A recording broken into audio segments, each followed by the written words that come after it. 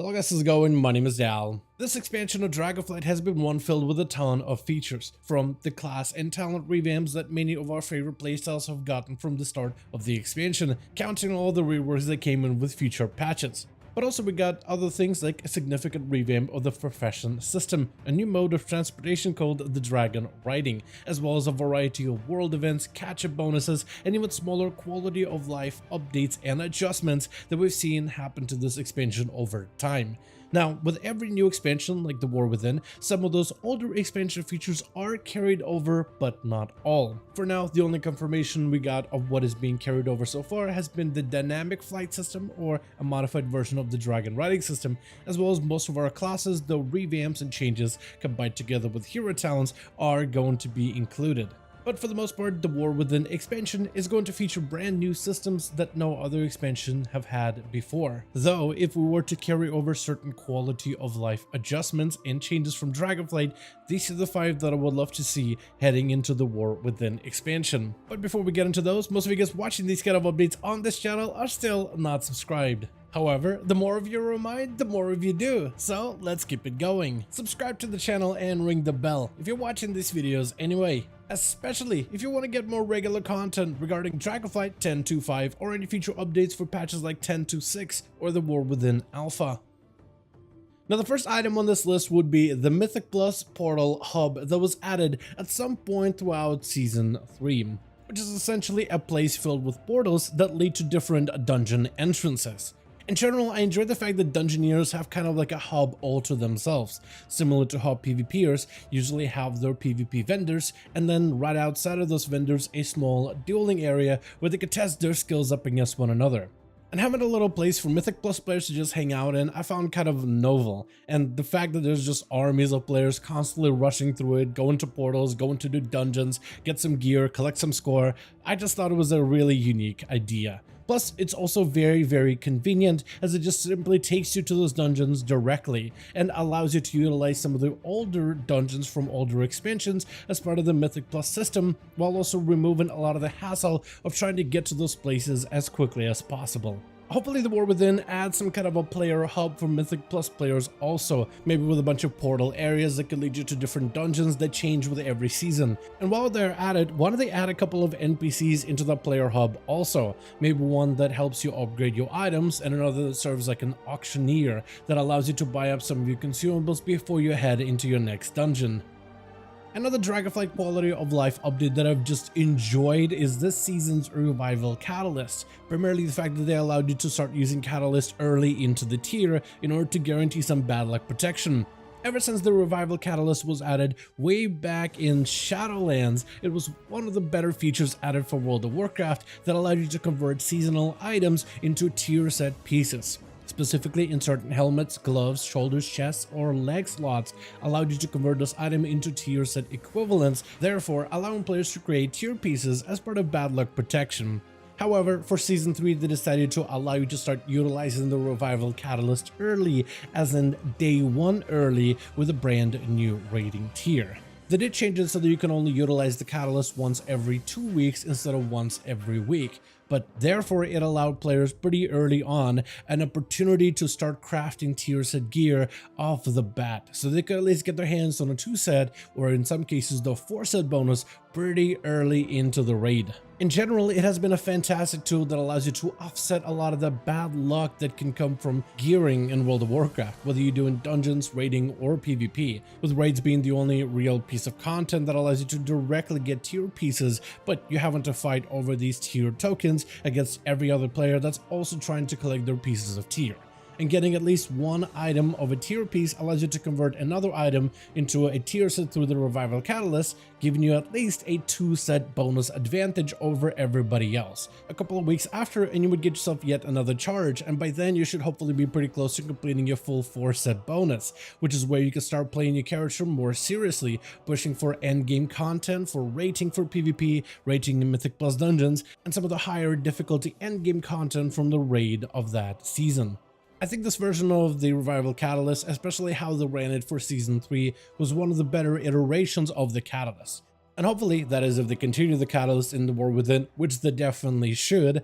Hopefully they'll allow us to use this early version of the catalyst that we got in Season 3. Now, the best part of this expansion for me, at least from the very beginning, has been the amount of open world content that have injected into the Dragonflight expansion. From the very get-go, before any of the raids and dungeons were open, the zones of the Dragon Isles felt lively, with everybody swarming around to kill their rares, compete in group events, and overall it just had this awesome community feeling to be participating in. And as the expansion went on, over a series of continuous patches and updates, they continued to deliver additional open world activities, from Farak assaults and Suffusion camps to the researchers activity down in the Zarela caverns to dream surges, time rifts, as well as the super bloom of the Emerald Dream. They added a lot of different activities for players to participate in, but also a lot of opportunities for players to catch up on solid gear, which was a convenient way for newer players and fresh alts to at least get a couple of items before they could dive into dungeons, raids, or PvP. And I would like to see a continuation of these kind of world events in the War Within.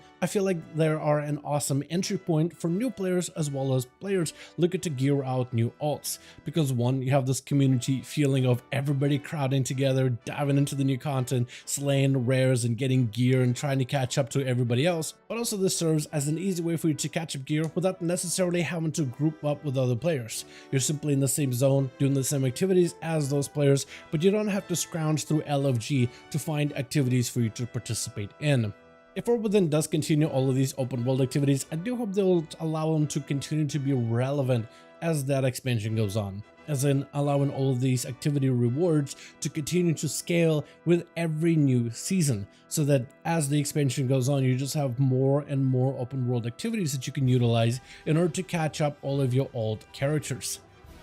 One of the biggest selling points of this Dragonflight expansion has been the dragon riding system, which safe to say is beloved by so many players, enough for it to become a core feature of World of Warcraft, and are even expanding on the system by converting it into dynamic flying with dynamic movement by including additional mounts into this dynamic flight mode. But they also may be adding additional forms of dynamic movement going forward, with a small chance that ground mounts could potentially get some kind of new movement additions in the future. But as for now, because nothing has been officially confirmed, I'll keep this topic mostly on the dragon riding.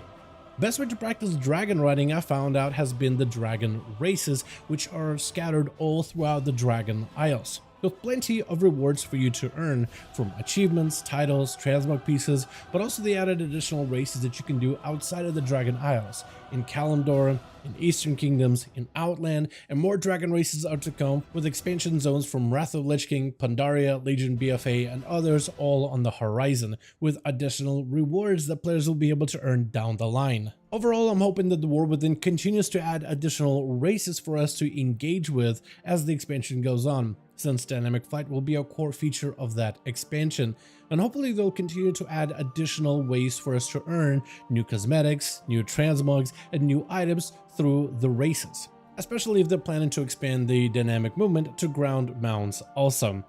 Also, I would love for them to find a way to incentivize more player races, where instead of racing against the clock and against the track, you're racing against others to see which of you has the fastest time. Or instead, just have a leaderboard that you can see in-game somewhere, where the player that has the fastest time in all the tracks is displayed for everyone else to see, just so players can get more of a reason to compete against another to be the fastest on the server.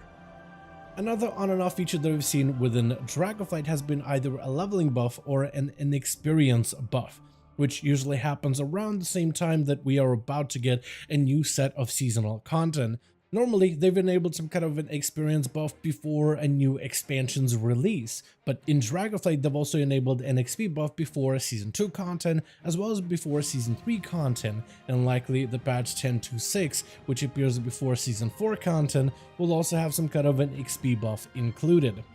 So far, we've had different versions of these leveling buffs, either a time walking event where players are able to queue time walking dungeons or lower level characters to gain an EXP buff to quickly boost through the level and experience, or simply additional world activities and world events that give players a ton more experience for participating, which has been fantastic for players looking to return for new seasonal content, or for players looking to get a couple of alts under the belt before the new raid is here. And in the War Within, we're gonna get access to hero specs, which are going to bring all forms of class changes to every single class spec in the game. So many players at the start of an expansion will focus on just one character, their main, and try to gear them out as quickly as possible. But as time goes on, once your main is fully geared, most players do start exploring additional alt characters. Maybe you want to try some of the newest hero specs that have been added in the War Within, or maybe there's some kind of a playstyle that's super busted, very strong, or maybe just simply meta, and you want to give it a try before the new seasonal content is finally here. Maybe the War Within will add additional allied races for us to level, or maybe even additional heritage armor pieces for us to collect. And that gives players a reason to go back and level those characters just so you can get all of the different cosmetics in prep for the new season. Even me, who has one of every character at max level in Dragonflight, I still find reasons to go back and re-level old characters. And I think giving players additional leveling events and leveling bonuses like this could promote even more players given the chance to play alts in the next expansion. But that's going to cover the 5 features that I would love to see transferred from Dragonflight into the War Within. I want to pass it off to you guys in the comments down below. Which some of the features of this expansion would you want to see carried over into the War Within? Or even better, what features do you not want to see carried over from Dragonflight into War Within? Like, what are some of the features that maybe the next patch could avoid to make it a better experience than what we currently have so far? As always, I want to thank all of you so much for watching this video and hope you guys enjoyed. Let me know your thoughts in the comments down below. As per usual, if you guys enjoyed this video or found it informative, go ahead and give it a thumbs up. I would very much appreciate it. And as always, in the description of every single video and live stream, we have a link to our Discord community channel. Probably the best place to reach out to me directly in case you want to let me know what you thought about this video or hang out with the rest of the community to discuss some of the upcoming changes. Join our Discord to become part of the community. But otherwise, thank you all so much for watching this video. I do hope you guys enjoyed. Let me know all of your thoughts down below. And as always, I'll see all of you guys in another video.